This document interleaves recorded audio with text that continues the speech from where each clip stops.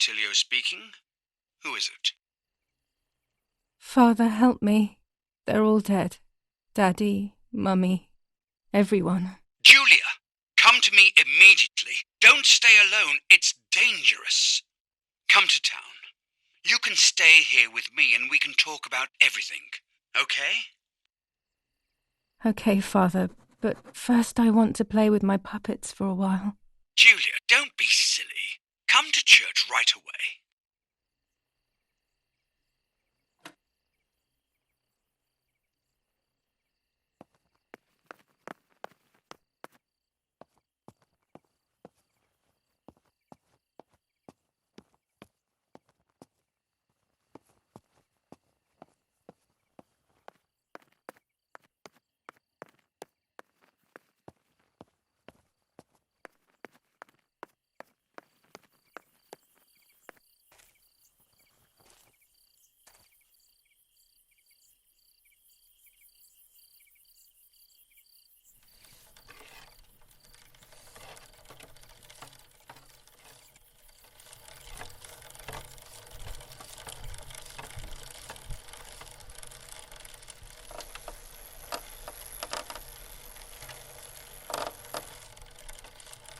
Thanks to the heroic assistance of Martha Kay, daughter of General Eric Kay, a mission devised by the partisans to steal weapons from the German army has been put to a stop. The same animals were involved in the killing of the general's other daughter, Julia Kay, and in an attempt to murder young Martha herself, the vile traitors were executed on the spot. Justice has been served for Italy, for Duce II.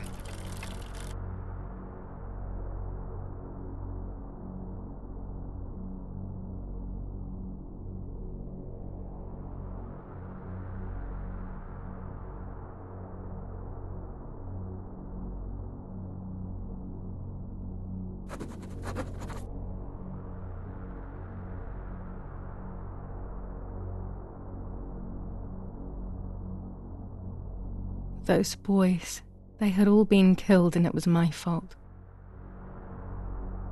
They were my age, and a few of them were our friends. I didn't think it would go like that, but wasn't it obvious, really? What was I actually expecting? I felt like a coward. But what could I have done? Should I have betrayed my father? I loved my father, but I also loved my friend Lapo. Which side was I on? I just listened to my heart. I thought it was the right thing to do. But instead, it was the worst thing I could have done.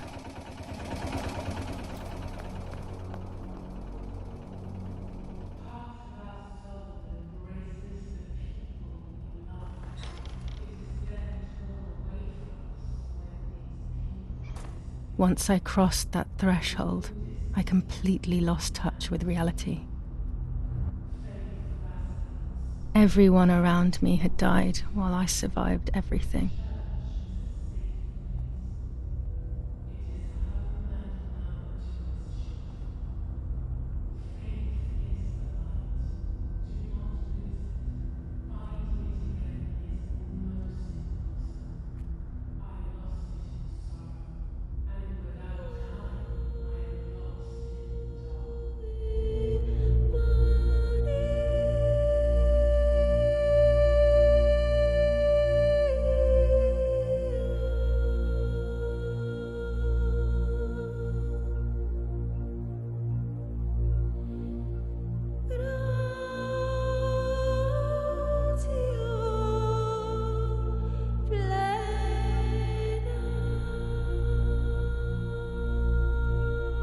I don't remember how things went.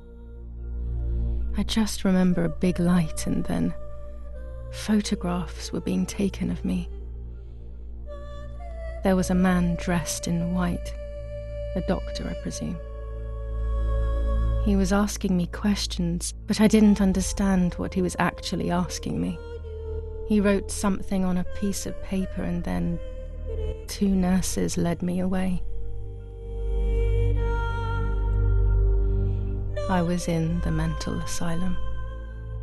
Some women were talking to themselves, others cried. Some were even covered in their own filth.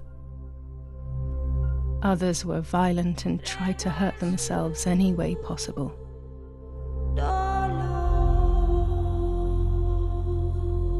They started to give me injections. What they gave me made my whole body shake.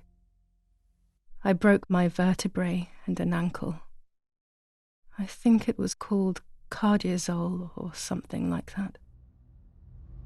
My body was like a fire that didn't want to be put out. When it appeared to be quenched, it would come back, even stronger than before. In the end, though, they won.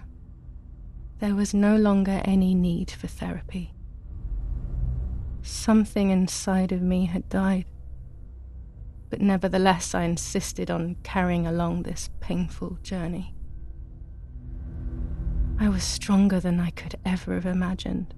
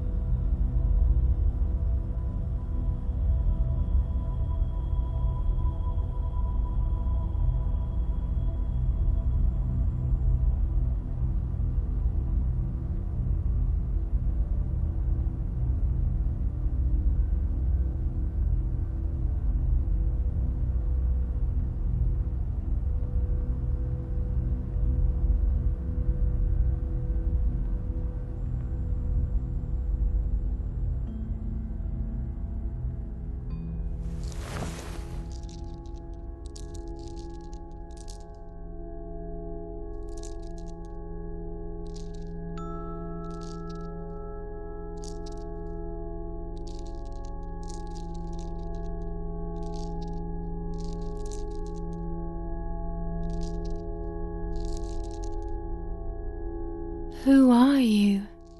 Wait, wait. I want answers.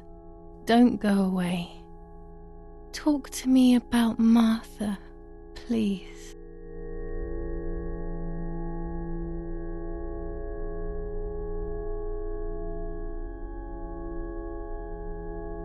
Martha is dead. I killed her to take possession of her life. I will never find peace for what I have done. I feared that would be the case. And what about Mummy?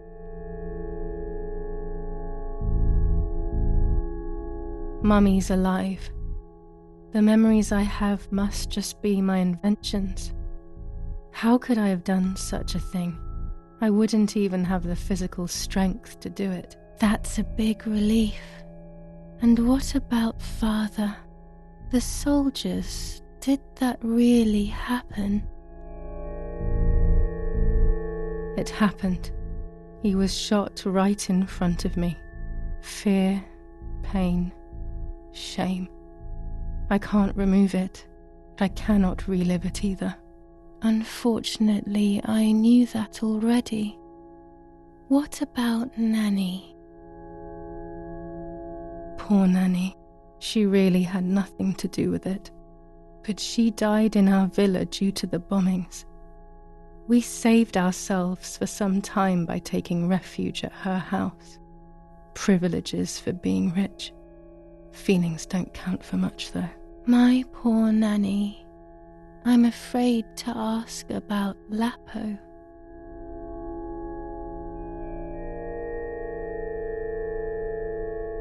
Lapo is dead. He was blown up by a landmine. He got into trouble and paid with his life. My dear friend. Poor boy. Just as I remembered, unfortunately. One last question. The pregnancy? Martha was pregnant. Her deformed baby died with her. Maybe she was in pain. That's enough now. All of these questions are pointless, aren't they? It's all inside of us. We just need to turn the mirror. Is it not all just the reflection of an unknowable existence? Nothing more than a puppet show.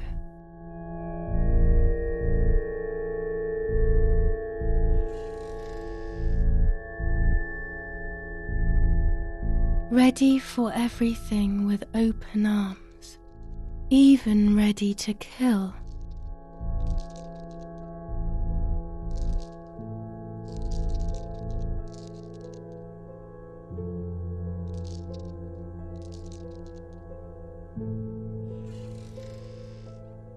Legs always ready to run.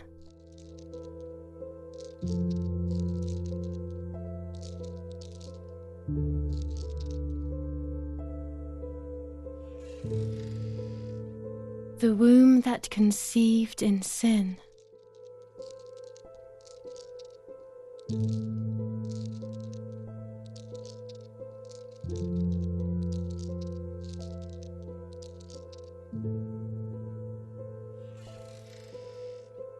Lastly, the mind. To protect us, it has turned us into monsters. Either way, we cannot live like this, can we? I'll take care of it. I don't need to worry. I'll try to sleep if I can. I've got this.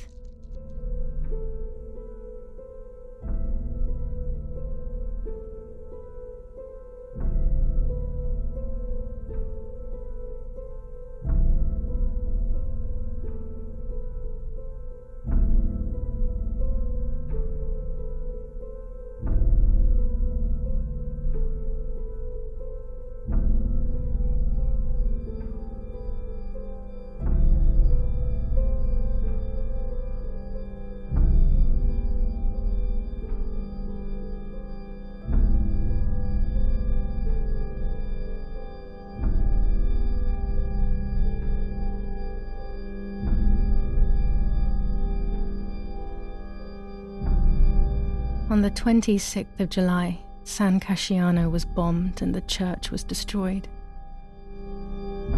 But I was not there then. I was already in the asylum. Once again, stubbornly, I was not dead. The bombs hadn't killed me, and I had also survived myself. The most absurd test and the hardest one. The war ended some time ago now, both out there and inside of me.